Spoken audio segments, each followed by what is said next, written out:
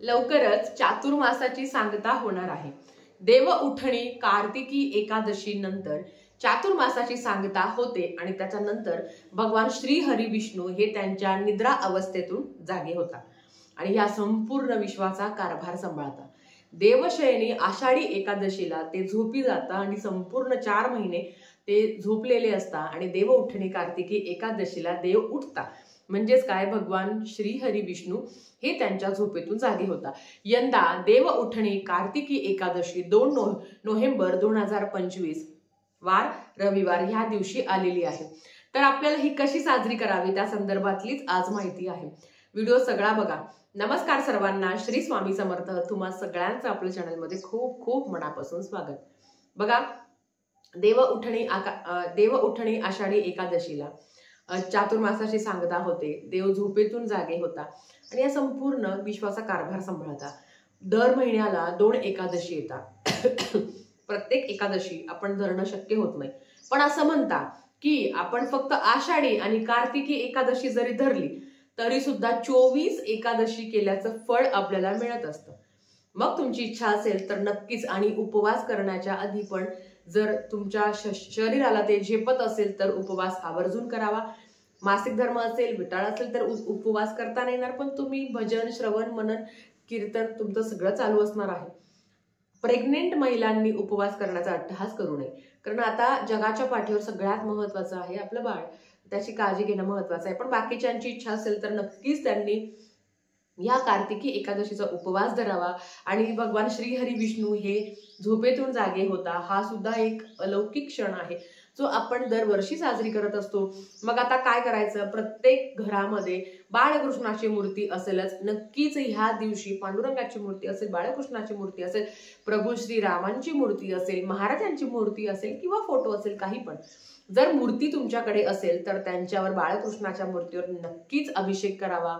अभिषेक कसा करावा तर एक वेळा तुम्ही पुरुष सूक्त म्हणा आणि एक वेळा तुम्ही श्री सूक्त म्हणा आणि याने तुम्हाला बाळकृष्णाच्या मूर्तीवर सकाळी अभिषेक करायचा असतो। दिवसभर कधीही करू शकता, पण सकाळी उठल्या उठल्या आपली नित्यकर्म आटपून तुम्हाला बाळकृष्णांच्या मूर्तीवर अभिषेक करायचा आहे।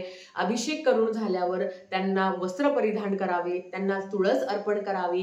बाळकृष्ण म्हणजे साक्षात भगवान श्री हरी विष्णूंचा एक अवतार आहे आणि अगदी तुमच्या घरात भगवान श्री हरी विष्णूंची मूर्ती असेल तर त्यांच्यावर सुद्धा तुम्ही अभिषेक करू शकता, जलाभिषेक तुम्ही करू शकता या पद्धतीने। आणि मग नंतर ती मूर्ती स्वच्छ तांबडातून काढून ती पुसून घ्यावी, त्यांना गंध, धूप, अक्षता अर्पण करावे, धूप दीप ओवाळावं। कुठला नैवेद्य असेल, आता एकादशी असल्यामुळे तर खरं तर एकादशीच्या दिवशी अर्थात आपण तुळशीला सुद्धा पाणी जल अर्पण करत नाही। तुम्ही जे काही फराळाचं करणार असेल तो तुम्ही नैवेद्य अर्पण करावा किंवा फक्त खडीसाखर, पण त्याच्यावर तुळशी पत्र ठेवावी। एकादशीच्या दिवशी तुळशी पत्र तोडायची नाही आणि ह्या दिवशी भगवान श्री हरी विष्णूंची जेवढी जास्त तुम्हाला सेवा करता येईल तेवढी जास्त सेवा करा। ज्यांना संतान प्राप्तीसाठी सेवा करायची असेल 40 दिवसाची, त्यांनी ह्या दिवसापासून आवर्जून तुम्ही सेवेला सुरुवात करू शकता आणि नंतर ती 40 दिवसाची कंटिन्यू सेवा करू शकता। आता ही सेवा कुठली आहे तर या संदर्भातला व्हिडिओ आपल्या चॅनलवर आहे, तुम्ही सर्च जरी केलं तरी तुम्हाला तो सापडून जाईल। आता दिवसभरात भगवान श्री हरी विष्णूंची कुठली सेवा करावी तर तुम्ही विष्णू सहस्त्रनाम, अतिशय दिव्य खूप प्रभावी असं विष्णू सहस्त्रनामाचं पठण करू शकता, श्रवण करू शकता। तुम्ही जवळपासच्या मंदिरात जाऊन, मग ते बाळकृष्णाचं असेल, पांडुरंगाचं असेल, त्याच्याबरोबर आपल्या भगवान श्री हरी विष्णूंचं असेल, बालाजींचं असेल, तिथे जाऊन तुम्ही दर्शन घ्यावं। नाही शक्य होतं तुम्ही घरातच सेवा करू शकता। मग आता ही सेवा काय करायची तर बघा, विष्णू सहस्त्रनाम पठण करू शकता, विष्णू सहस्त्रनामावली पठण करून तुम्ही एक तुळशीपत्र अर्पण करू शकता, व्यंकटेश स्तोत्रम तुम्ही पठण करू शकता। तुम्हाला जी येते ती सेवा करू शकता। ज्यांना काहीही नाही येत त्यांनी काय, ओम नमो भगवते वासुदेवाय नमः या मंत्राचा मंत्र जप करावा।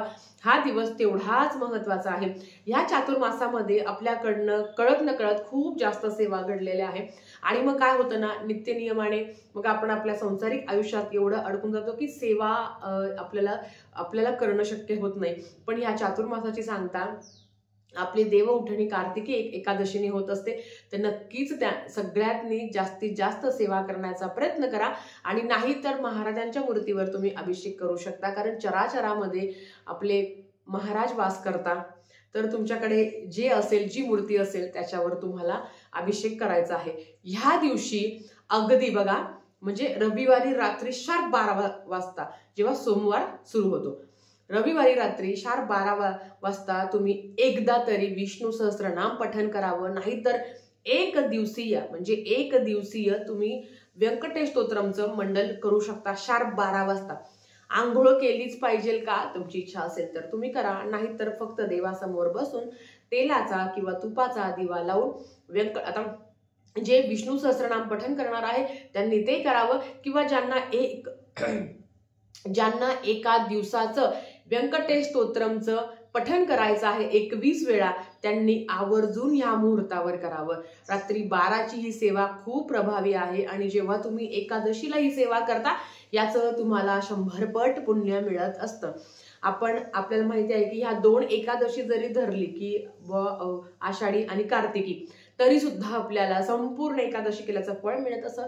तर त्याच पद्धतीने आहे की दर एकादशीला, आणि नाही शक्य होत तर अगदी आषाढी आणि कार्तिकी एकादशीला रात्री 12 वाजता विष्णू सहस्त्रनामाचं पठण करावं. तुम्हाला माहिती आहे विष्णू सहस्त्रनामाचे अखंड अगणित असे फायदे आहे. अगदी जर पितृदोष असेल तर तुम्ही रोज 12 वेळा, आता एवढं शक्य नाही होत पण लोक खरंच करतात, रोज 12 वेळा जर तुम्ही रोज 12 वेळा जर तुम्ही विष्णू सहस्त्रनामाचं पठण केलं, आणि तेव्हा नाही शक्य होत तर एकादशीला 12 वेळा जर तुम्ही विष्णू सहस्त्रनामाचं पठण केलं तरी सुद्धा तुम्हाला चांगला अनुभव बघायला मिळतो. नाही ते शक्य होत तर व्यंकटेश स्तोत्रम तरी पठण करावं. ते संस्कृत मध्ये करा, प्राकृत मध्ये करा, तुमची इच्छा. बऱ्याच वेळा असं होतं ना की काय करायचं, सुरुवातीचं जे आहे म्हणजे एकदा ना प्राकृत मधलं सगळं पठण करून घ्यायचं आणि नंतर तुम्ही संस्कृत मधलं पण पठण करू शकता, तुमची इच्छा. देव हा भक्तीचा बुक केला आहे. काय ना, प्राकृत मध्ये खूप सुंदर विस्तार केला आहे, संस्कृत मधलं छोटं आहे पण तेवढंच ते सुद्धा प्रभावी आहे. जर तुमची इच्छा असेल की नाही मला एवढंसं केल्याने म्हणतो ना की हे खूप छोटं आहे, लवकर होऊन जातं, मग तुम्ही काय करावं, सुरुवातीला एकदा जे आपलं मराठी प्राकृत मध्ये आहे, ओम नमो जी हेरंबा सकळा ऋतू प्रारंभा, तर हे मराठी प्राकृत मध्ये आहे तर तुम्ही ते एकदा पठण करावं. आणि नंतर मग 21 वेळा तुम्हाला जे काही संस्कृत मधलं आहे ते तुम्हाला पठण करायचंय. फलश्रुतीत तुम्हाला 21व्या वेळी आपल्याला वाचायची आहे. खूप सुंदर ही सेवा आहे. ज्यांनी केली आहे त्यांना अनुभव आले आहे. आणि काही घाबरण्यासारखं नाही की भिंती वाचताना, दार वाचताना, खिडक्या वाचता काही होत नाही. साक्षात तुम्ही जेव्हा व्यंकटेश स्तोत्रमची सेवा करत असताना साक्षात महाराज म्हणजेच आपले भगवान श्री हरी विष्णू तुमची ती सेवा ऐकत असतात. एवढा दिव्य त्याचा अनुभव आहे. नक्कीच या एकादशीचं अवचित्त साधून तुम्ही ही सेवा करावी. ज्यांना नाही शक्य होत ना, ताई आम्हाला काहीच करणं शक्य होत नाही, मासिक धर्म आलेला आहे, तुम्ही डायरेक्ट विष्णू सहस्त्रनाम व्यंकटेश स्तोत्रम ऐकावं. ओम नमो भगवते वासुदेवाय नमः या मंत्राचा तुम्ही मंत्र जप करू शकता. आणि ज्यांना विष्णू सहस्त्रनाम ताई आम्हाला म्हणायचं आहे पण आम्ही म्हणू शकत नाही, तर एक श्लोकी विष्णू सहस्त्र नाम आहे ओम नमस्वनंताय सहस्त्रमूर्तये सहस्त्रपादा शिशोर भावे सहस्त्रनामने पुरुषाय शाश्वते सहस्त्रकोटी युगधारिणे नमः. तर हे एक श्लोकी आहे. हे तुम्ही अगदी 21 वेळा 11 वेळा म्हटलं तरी चालतं, पण शेवटी जे विष्णू सहस्त्रनामाचे फायदे आहे ते अगणित आहे. नक्कीच ह्या दिवशी तुम्ही सेवा करावी. आणि रात्री 12ची सेवा जर करायला योग तुम्हाला आला, जर काही काम नसेल तुमची, जर कुठे तुम्ही गावाला नसेल तर ही सेवा करण्याचा नक्कीच प्रयत्न करा. कारण नेहमी ह्या सेवा आपल्याकडनं होत नाही. ज्यांची कंटिन्यू ही सेवा चालू आहे व्यंकटेश स्तोत्रमची, त्यांची तर सेवा होते, त्यांना काही डबल करायची गरज नाही. पण ज्यांना करायची इच्छा आहे किंवा भीती वाटत आहे 21 दिवस होईल का माझं, मग तुम्ही एकदा करून बघा. एकदा केल्यावर काय अनुभव येतो ते बघा. कारण लोक 1 दिवसीय करता, कोणी 3 दिवसाचं करता. पण मला असं वाटतं ना, माझे प्रॉब्लेम किती मला माहिती ना, तर माझी सेवा पण तेवढी पाहिजे. जेव्हा तुम्ही एवढी सेवा करता तेव्हा तुम्हाला एवढं फळ मिळतं. आपलं असतं की एवढं करणार आणि मला इतकं फळ पाहिजे. नाही, तुम्ही सेवा वाढवा. आपल्याला आपल्या अडचणी माहिती आहे. आता मला तुमच्या अडचणी माहिती नाही काय आहे कसं आहे, पण तुम्हाला माहिती ना, तुम्ही सेवा वाढवा. म्हणून तुम्ही दर एकादशीला जरी ही सुरुवात केली तरी तुम्हाला खूप चांगला अनुभव बघायला मिळेल. नक्कीच तुम्ही कराल. आता लग्न कार्य आलं आहे तर प्रत्येकाला ते करणं शक्य होत नाही, पण जे घरात असेल त्यांनी आवर्जून ही सेवा करावी. तर झालेली सेवा स्वामींच्या चरणी मी रुजू करते आणि आजचा व्हिडिओ इथेच थांबवते. आवडला असेल तर लाईक, शेअर, सबस्क्राईब करा. भेटूया परत अशाच एका नवीन व्हिडिओ सोबत. तोपर्यंत श्री स्वामी समर्थ.